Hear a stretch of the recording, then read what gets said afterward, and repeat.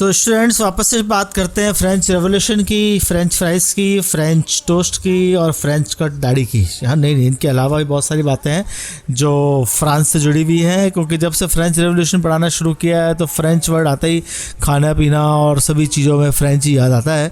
तो यहाँ पर कहानी है एक राजा की और एक रानी की, क्योंकि पहले कहानियाँ जो भी हमने सुनी थी उसमें एक राजा और एक रानी हुआ करते थे। तो यहाँ पे भी राजा बड़ा अनाड़ी है और रानी बड़ी खिलाड़ी है। खिलाड़ी कैसे? वो रोज़ नए कपड़े पहनती है, उसको रोज़ पहनने के लिए नए कपड़े चाहिए और राजा उसकी हर फरमाइश पूरी करता है। और राजा जब फरमाइश पूरी करता है तो उसको पे कौन करता है? बताओ। पे पब्लिक करती है, क्योंकि वो राजा रानी है। राजा रानी के सारे खर्चे कौन पे करेगा? पब्लिक पे करेगी। पब्लिक में भी कौन पे करता है? पब्लिक में बेचारे जो कॉमन लोग हैं, वो लोग पीजेंट्स हैं बेचारे, वो छोटे से शॉप ओनर हैं, छोटे छोटे बिजनेसमैन हैं। जबकि जो क्लर्जी हैं, जो नोबेल हैं, वो लोग भी उस टैक्स का यूज़ करते हैं, वो लोग भी खर्चा करते हैं, पर वो लोग टैक्स पे नहीं करते। टैक्स जो लोग पे करते हैं उसी के खर्चे से वेसल्स जो वर्सेल्स है उसकी सजावट होती है, सुंदर सुंदर उसमें फानूस लगाए जाते हैं, झूमर लगाए जाते हैं, सुंदर सुंदर जो है लाइटिंग की जाती है और राजा रानी आराम से घूमते हैं उसके अंदर, डांस करते हैं, गाना गाते हैं और पास्ता खाते हैं, पिज़्ज़ा खाते हैं। नहीं, वो तो यार इटली के लोग खाते होंगे, ये लोग भी थोड़ा बहुत तो खाते होंगे पास्ता पिज़्ज़ा, नहीं पता नहीं, कोई फ्रांस की डिश खाते होंगे।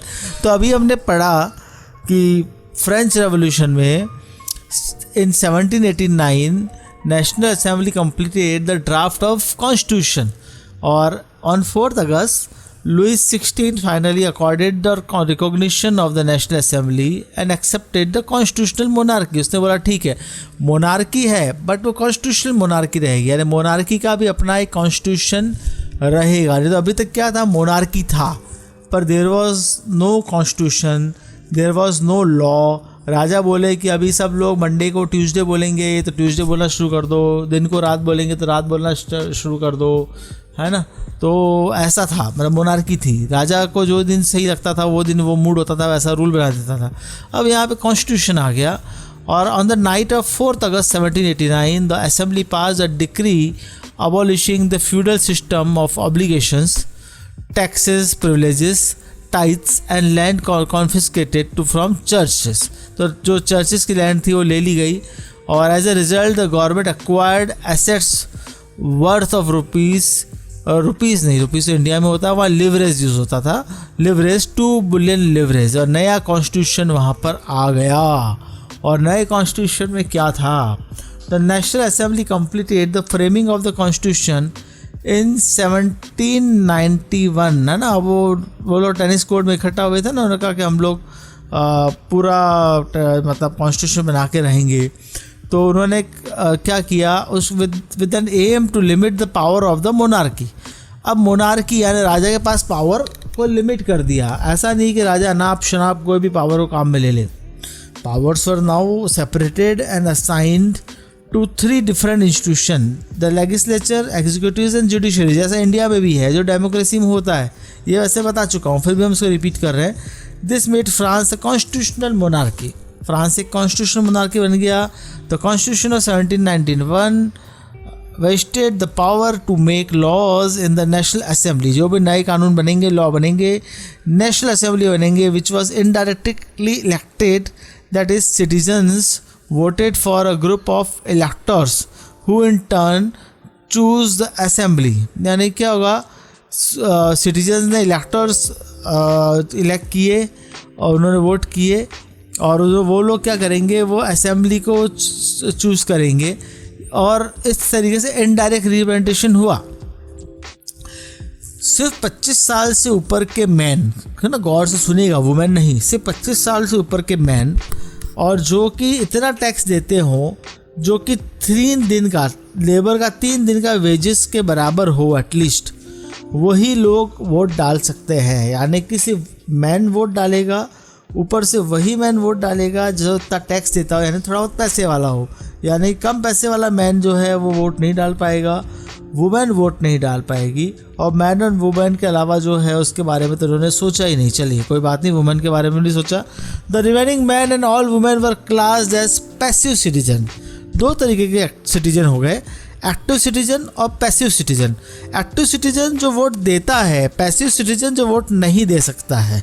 और उसमें पैसिव सिटीजन में कौन आ गए? वुमेन आ गई, जो कि half of the population women, उनको डायरेक्टली पैसिव सिटीजन कर दिया कि तुम घर का काम करो, चलो, तुमको वोट नहीं डालना, वोट तुमको क्या समझ में आएगा। और दूसरा जो गरीब लोग हैं, जो टैक्स नहीं देते हैं या बहुत कम टैक्स देते हैं, उनको भी पैसिव सिटीजन बना दिया कि तुम कम कमाते हो, इससे तुम्हारे कम अक्ल है, इसलिए तुम पैसिव सिटीजन हो, तुमको वोट डालने की अक्ल नहीं है, तुम इसमें इलेक्टोरल सिस्टम में नहीं आ सकते, तुम्हारा इस कॉन्स्टिट्यूशन से, इस असेंबली से कोई लेना देना ही नहीं है। To qualify as an elector and then as a member of the assembly, a man had to belong to the highest brackets of taxpayer। अब एक और बात है कि अब आपको अगर इलेक्टर बनना है, यानी कि इलेक्शन जीतना है, और या फिर आपको असेंबली में जाना है, तो वो वही लोग जा पाएंगे जो कि बहुत ज़्यादा टैक्स देते हैं। ऐसा नहीं है कि कोई भी जना चला जाएगा। जैसे इंडिया में आज की तारीख में है ना, गरीब में गरीब आदमी चाय बेच के भी देश का प्रधानमंत्री बन जाता है। ऐसा तो सोच ही नहीं सकते थे उस टाइम में। फ्रांस में, ज़्यादातर देशों में नहीं सोच सकते थे। तो constitution began with a declaration of the rights of man and citizen. तो कॉन्स्टिट्यूशन शुरू में पूरा डिक्लेरेशन था। Rights such as the right to life, freedom of speech, freedom of opinion, equality before law were established as natural and inalienable rights.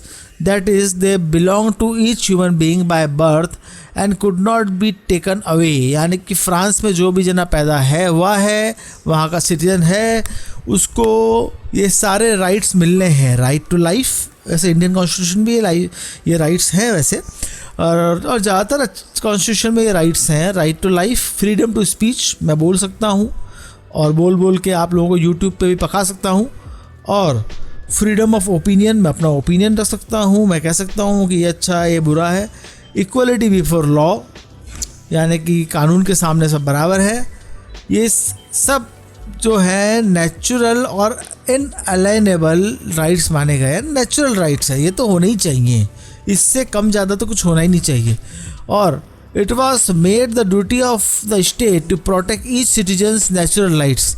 तो जो natural right हैं वो protect करने की ड्यूटी स्टेट यानी कि गवर्नमेंट की है ना। अब आगे जो है आप ये देखेंगे कि declaration of rights of man.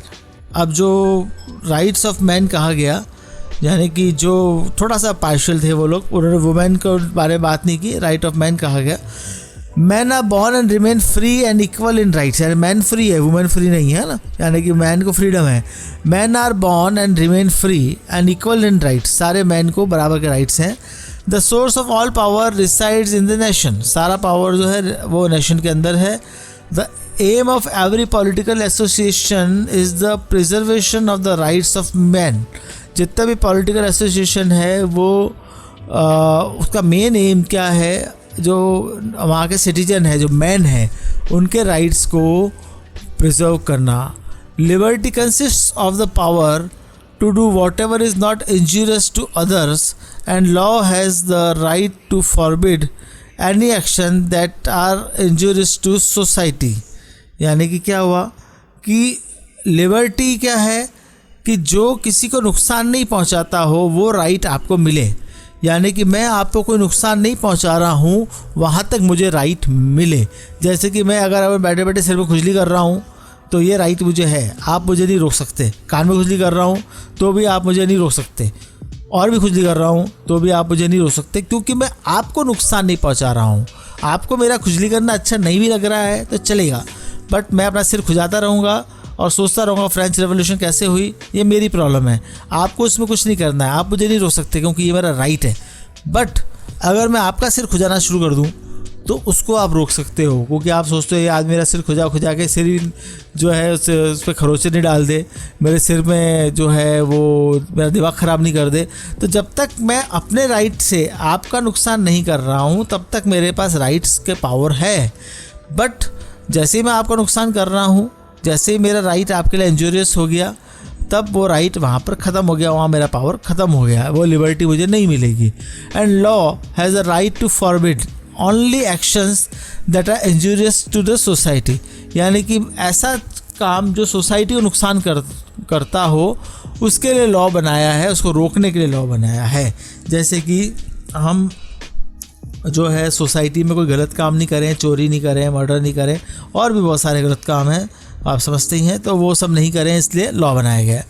Law is the expression of general will, यानी कि जनरल विल की एक्सप्रेशन हो गया, यानी कि जो जनरली होना चाहिए, मतलब जो चीज़ें हमें एक तरीके से मिली हुई हैं। All citizen have the right to participate framing laws directly और इनडायरेक्टली, यानी कि लॉ बनाने के लिए सभी सिटीजन को राइट है डायरेक्टली या इनडायरेक्टली पार्टिसिपेट करें। इनडायरेक्टली तो आप वोट देकर इलेक्टोरल चुनोगे, वो लोग असेंबली मेंबर्स चुनेंगे, तो वो लोग लॉ बनाएंगे। डायरेक्टली क्या है कि अगर आपको बोलने के लिए कहा जाए तो आप बोलो, बताओ आपको क्या लॉ चाहिए, क्या लॉ में प्रॉब्लम है, या फिर कोई कमेटी में आप मेंबर बनो, या गवर्नमेंट ऐसा कोई जूरी बनाए तो उसमें आप आ गए। All citizen are equal before it, law के सामने सब लोग बराबर हैं, यानी कि जो भी जना अमीर गरीब छोटा बड़ा है, लॉ सबके लिए बराबर है, कोई भी जने को स्पेशल प्रिविलेज नहीं है। No man may be accused, arrested और detain except in case of determined by law. हाँ, ऐसा नहीं जैसे पहले था राजा कहते कि गिरफ्तार कर लो इसे और फांसी पे चढ़ा दो इसे, सर कलम कर दिया जाए। अरे जब मुगल टाइम में इंडिया में होता था और राजाओं के टाइम में भी होता था, वो सब इसमें ख़त्म। इसमें जो लॉ के अकॉर्डिंग गलत है उसी को पकड़ोगे, और जो लॉ के अकॉर्डिंग गलत नहीं है उसको आप नहीं पकड़ोगे।